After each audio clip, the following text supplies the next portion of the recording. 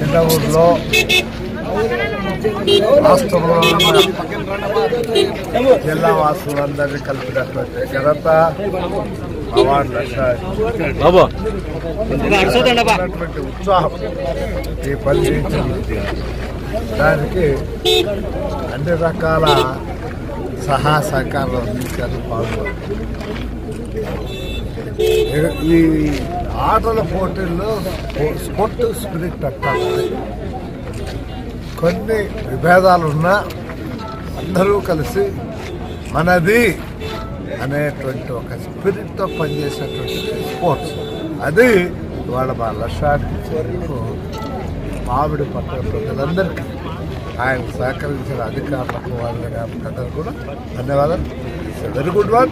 నాకు నిజంగా తెలియదు ఎంత బాగుంది స్పోర్ట్స్. ఇట్లా కోర్టు ఎలా లేదు జిల్లాలో చాలా బాగా చేస్తారు.